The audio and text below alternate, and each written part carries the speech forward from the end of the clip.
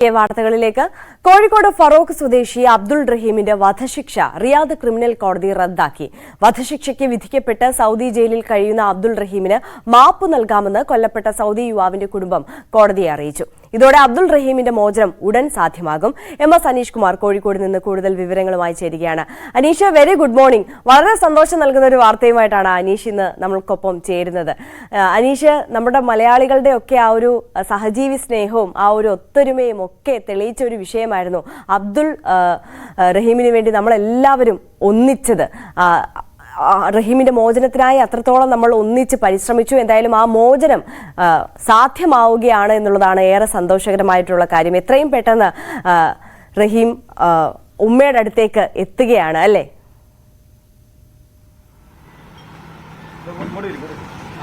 തീർച്ചയായും ഏറ്റവും ശുഭകരമായ അല്ലെങ്കിൽ സന്തോഷകരമായ ഒരു സുപ്രഭാതം തന്നെയാണിത്. കാരണം നമ്മൾ മലയാളികൾ ഏറെ നാളായി വളരെ ആകാംക്ഷാപൂർവ്വം കാത്തിരുന്ന ഒരു ദിനമാണ്. കാരണം ഇന്നലെ കോടതിയിലെ നടപടിക്രമങ്ങൾ പൂർത്തിയായി. അബ്ദുൾ റഹീം കുറ്റവിമുക്തനായിരിക്കുന്നു. അതായത് പൂർണ്ണമായും വധശിക്ഷയോ മറ്റ് ശിക്ഷകളോ ഒഴിവാക്കിയിരിക്കുന്നു എന്നതാണ് ഏറ്റവും സന്തോഷകരമായ കാര്യം. നമുക്കൊപ്പം അദ്ദേഹത്തിന്റെ കുടുംബാംഗങ്ങൾ തന്നെയുണ്ട്. നമുക്ക് അവരോട് തന്നെ ചോദിക്കാം. ഏറെ നാളായി നമ്മൾ പണമൊക്കെ സമാഹരിച്ച് കാത്തിരുന്നെങ്കിൽ പോലും ഈ ഔദ്യോഗികമായ കുറ്റത്തിൽ നിന്നും ഒഴിവായത് ഇന്നലെയാണ് അല്ലേ? അതിന്റെ ഒരു സന്തോഷം കുടുംബത്തിനും നാട്ടുകാർക്കും ഒക്കെ ഇല്ലേ? എങ്ങനെ കാണുന്നു? എല്ലാവരോടും ആദ്യം തന്നെ നന്ദിയും കടപ്പാട് അറിയിക്കുകയാണ്. നമ്മൾ പ്രതീക്ഷയിലപ്പുറം എല്ലാവരും ഏറ്റെടുത്തു. ഉദ്ദേശിച്ച ക്യാഷ് എല്ലാം എന്താ പറയാ 34 കോടി ചോദിച്ചു അതിന്റെ അപ്പുറം തന്നു. അതിൽ സന്തോഷം നിൽക്കുമ്പോഴാണ് ഇപ്പോൾ ഇന്നലെ കോടതി ഉണ്ടായിരുന്നു. കോടതിയിൽ അവന്റെ വധശിക്ഷയിൽ റദ്ദ് ചെയ്തു എന്നുള്ള അറിയിപ്പാണ് ഇന്നലെ കിട്ടിയത്. ഇനി ഒരു മേജർ ഇഷ്യൂ അത് അവസാനിച്ചു. ഇനി ഒരു 2-3 ആഴ്ചയോടുകൂടി അവനക്ക് റിലീസാവും നാട്ടിലെത്താമെന്നുള്ളൊരു പ്രതീക്ഷയിലാണ് നമ്മൾ വെയിറ്റ് ചെയ്യുന്നത്. നമുക്ക് ഏതായാലും ഉമ്മയോട് ഒരു 2 വരി വാക്കുകൂടെ ചോദിച്ചിട്ട് വരാം.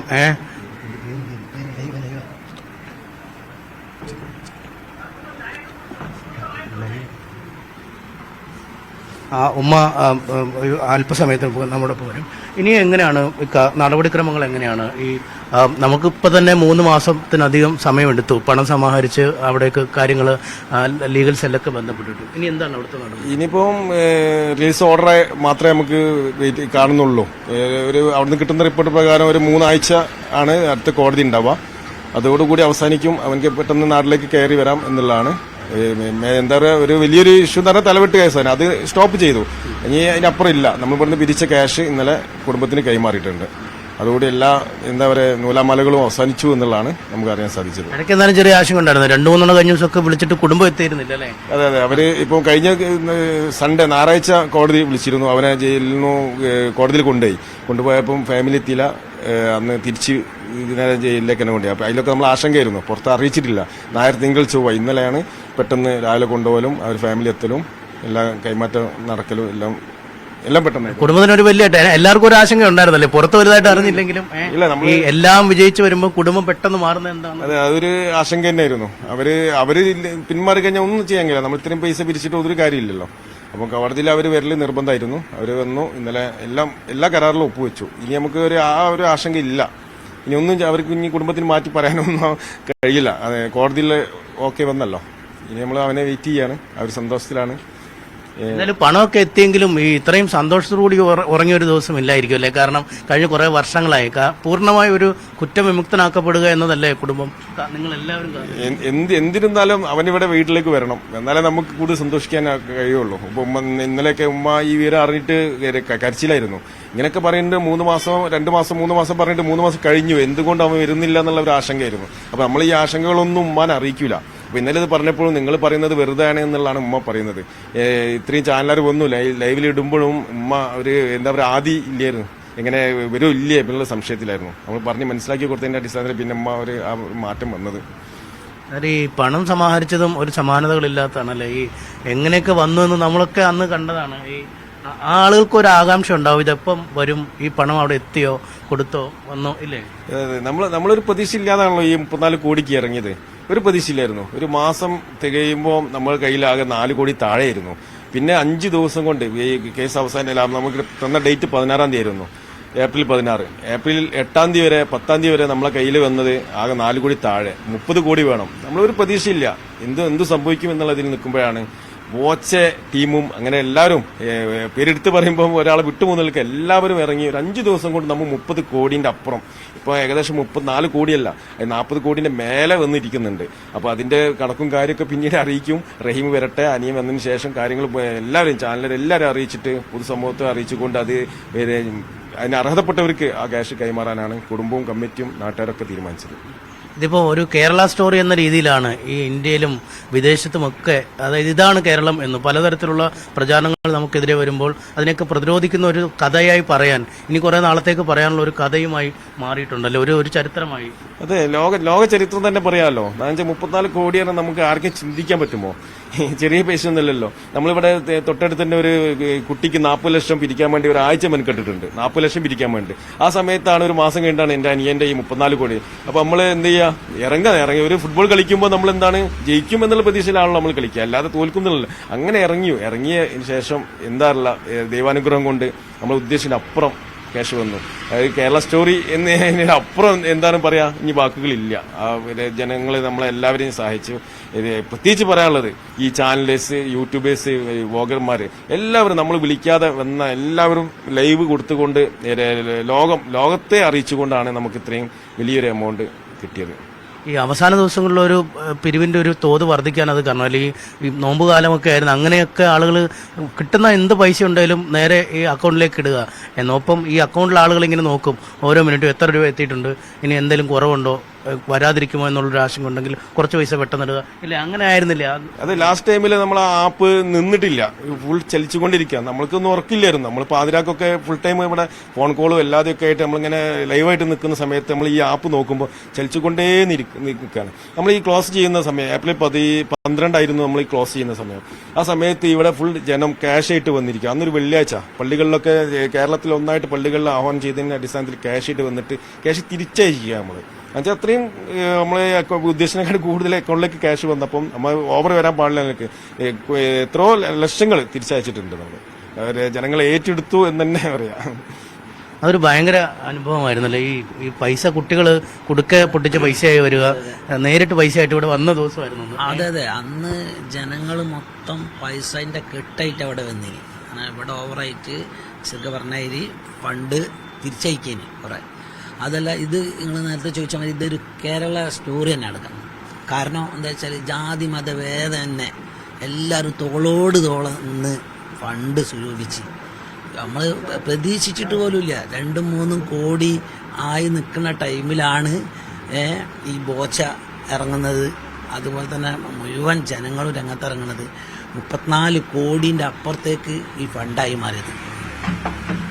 എന്തായാലും നമുക്ക് ഉമ്മയോട് തന്നെ ചോദിക്കാം കാര്യങ്ങൾ. ഉമ്മ ഉണ്ട്. ഉമ്മ പണമൊക്കെ നൽകി കുറെ നാളായെങ്കിലും ഉമ്മയ്ക്കൊരു ആശങ്ക ഉണ്ടായിരുന്നല്ലോ, ഇത് എന്ന് വരും, എപ്പോ കാര്യങ്ങൾ തീരുമാനമാവും. ഇപ്പൊ ഒരു ഉത്തരം കിട്ടിയില്ലേ അവിടുന്ന്?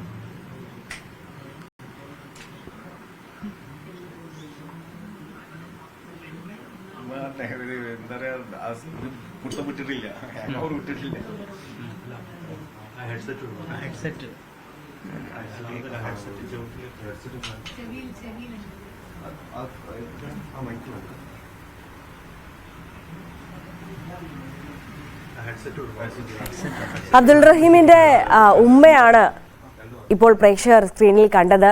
നമ്മൾ അബ്ദുൾ റഹീമിന്റെ വീട്ടിലാണ് ഉള്ളത്. ഉമ്മയുടെ വാക്കുകൾ കേൾക്കാൻ വേണ്ടി നമ്മൾ എല്ലാവരും ഇങ്ങനെ കാതോട് നിൽക്കുകയാണ്. പിരിച്ചിട്ട് ഇപ്പൊ ഉമ്മയ്ക്ക് സന്തോഷമായോ? ശിക്ഷയിൽ നിന്ന് ഒഴിവായി?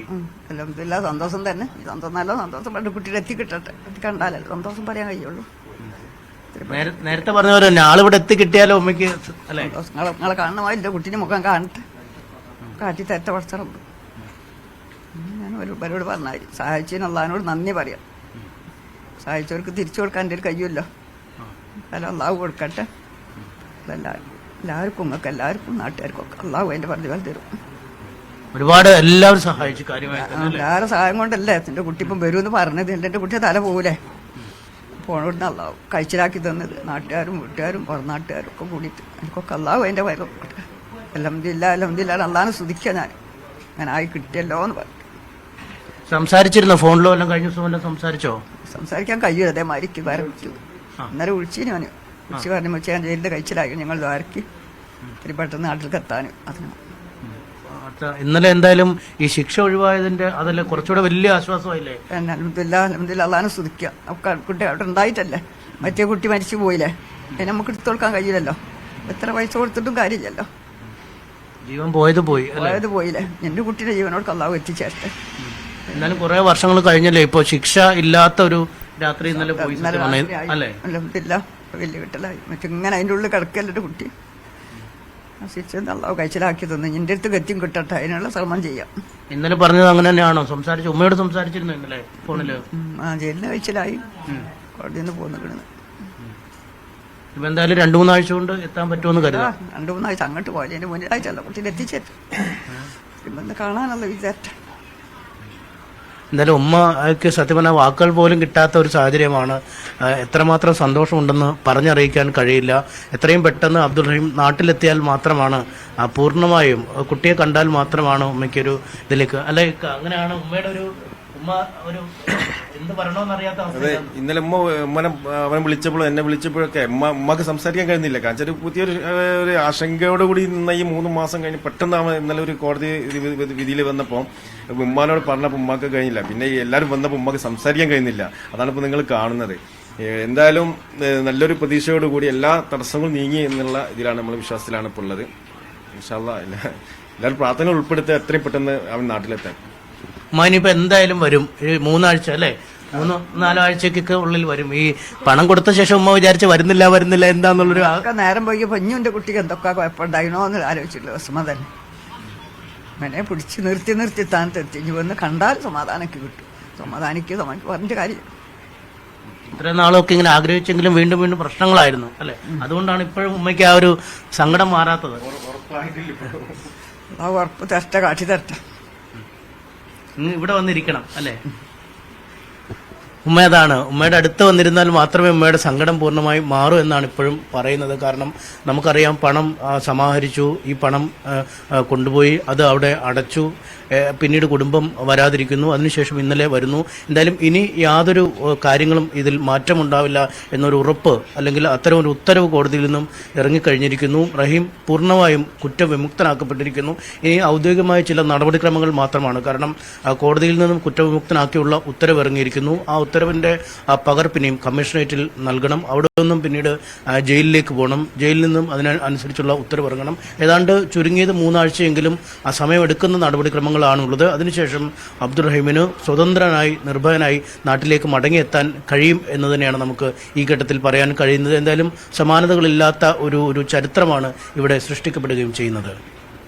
തീർച്ചയായും എം എസ് അനീഷ് കുമാറാണ് അബ്ദുൾ റഹീമിന്റെ വീട്ടിൽ നിന്ന് നമുക്കൊപ്പം ചേർത്തത്. ആ ഉമ്മയുടെ ആ ഒരു വികാരം, അത് സന്തോഷം പറഞ്ഞറിയിക്കാൻ കഴിയില്ല. എന്നാലും ഉമ്മ പറയുന്നത്, ഉമ്മമാരങ്ങനെയാണല്ലോ, സ്വന്തം മക്കളെ കൺമുന്നിൽ കാണാതെ അവർക്കൊരു സമാധാനം ആവില്ല. വധശിക്ഷ എന്തായാലും ഔദ്യോഗികമായി റദ്ദ് ചെയ്യപ്പെട്ടിട്ടുണ്ട്. എന്തായാലും അബ്ദുൾ റഹീം നാട്ടിലേക്ക് എത്തുന്നത് നമ്മൾ മലയാളികൾ എല്ലാവരും കാത്തിരിക്കുന്ന ഒരു നിമിഷമാണ്. നമ്മൾ അത്രത്തോളം ആഗ്രഹിച്ചതാണ്, പ്രയത്നിച്ചതാണ് അബ്ദുൾ റഹീമിന്റെ മോചനത്തിനായി. എന്തായാലും ആ ഉമ്മ കാത്തിരിക്കുകയാണ്. അബ്ദുൾ റഹീം എത്രയും പെട്ടെന്ന് ഉമ്മയുടെ അടുത്തേക്ക് എത്തിച്ചേരും. ആ ഫോർമാലിറ്റീസ് എല്ലാം പൂർത്തിയാക്കി എന്നുള്ളതാണ് നമ്മൾ മനസ്സിലാക്കുന്നത്.